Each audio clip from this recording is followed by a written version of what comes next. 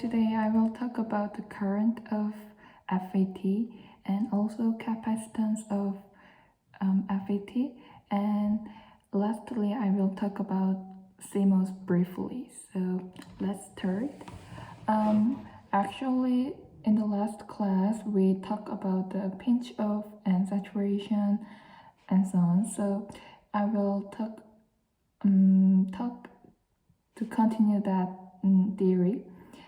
Actually, we can calculate the total current of FET when each reasons. So first, before the pinch off point, the current flow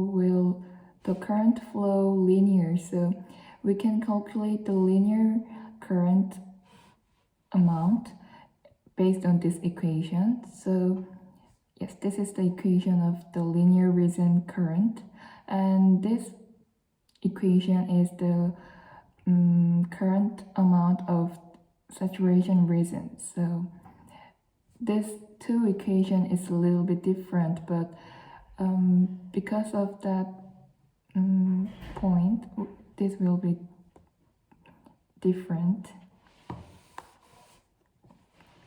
This is the IV curve of FET. So if we put some more voltage to the gate, the amount of flowing current will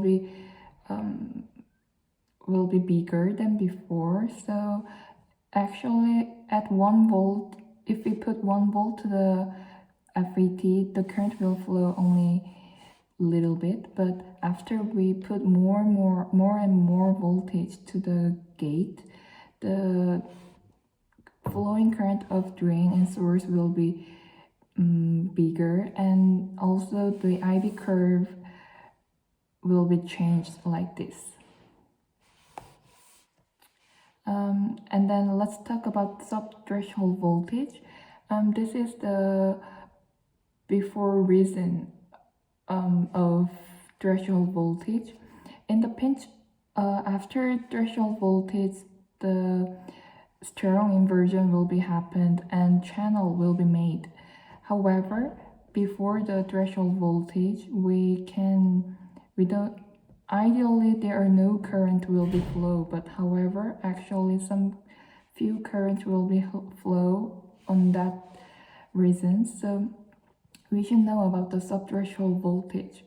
Subthreshold voltage is the before voltage of the threshold voltage, and then it will be work like capacitor. So we can draw a diagram like this, and then in this region, subthreshold voltage region, the current will flow a little bit. So we can calculate that current, the amount of that current based on this equation. And in that equation, there are n exist. This n means how the gate coupling happened very well. So the limit number of n is 1 because gate coupling will happen after 1. So yeah, started with 1. So there are, because of that gate coupling number, we have a limit of the voltage. So we can talk about Boltzmann limit.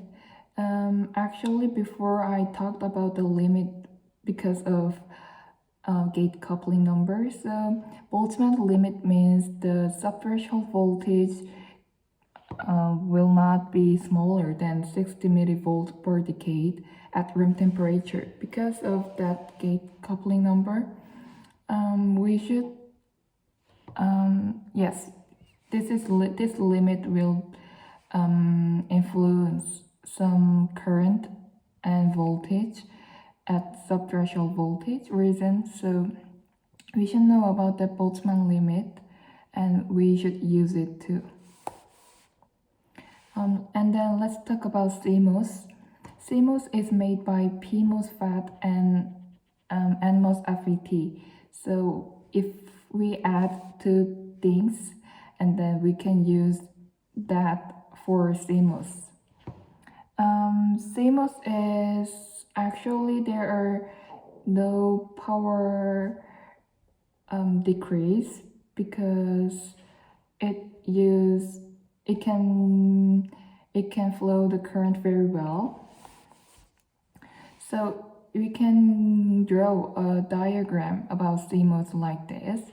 This is the upper side is P fat and downside is N fat.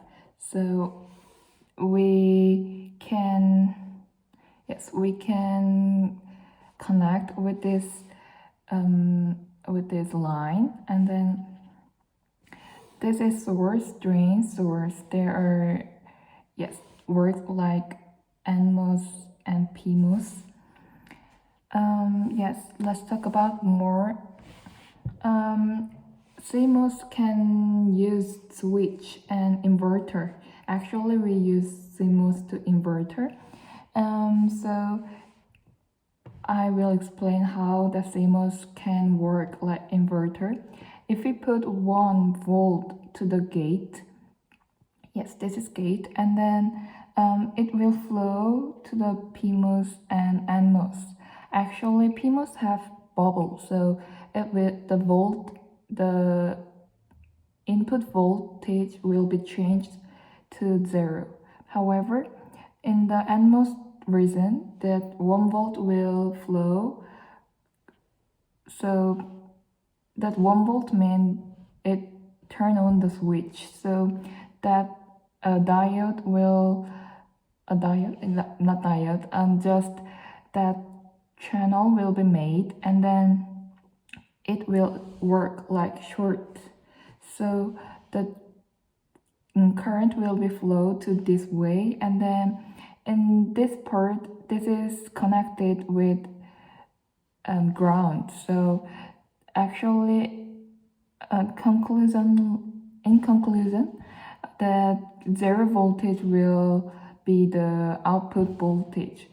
So actually, we put 1 volt to the gate. However, the output voltage changed to 0 voltage. So this means it works like inverter. So let's look this part too. Actually, we put 0 voltage to the gate, and then this will flow to the each side. However, 0 voltage means turn off, so that NMOS will be off, and then PMOS will be changed the voltage to 1 voltage, so that 1 voltage make turn on the MOS cap, so that channel will be made. So actually there are 1 volt in here, so that voltage will flow like this way, and then that output voltage will be obtained to 1 volt. So actually we put 0 voltage in here, but the output voltage is 1 volt, so it also work like inverter. And then when CMOS work, there are some delay is happened. So actually this is the input voltage, but actually it worked like this blue line. So it is a little bit different with the input voltage. It has delay time. So this part is falling delay and this part is rising delay. So if we want to calculate the delay time, we add 2 things, rising delay and falling delay, and then divide it 2, and this will be the time delay.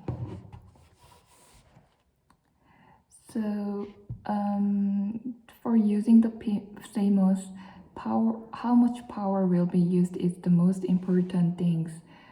because device use power, so it is an essential and very important thing to use how much power is how much power. So yes, CMOS use power for one cycle like this equation, based on this equation, and then we can calculate the power of CMOS, each CMOS, and then this is the IV curve of CMOS. So we can also check the characteristic of each CMOS, and we can adjust some conditions or something else to make more useful CMOS. So today we will talk about the CMOS and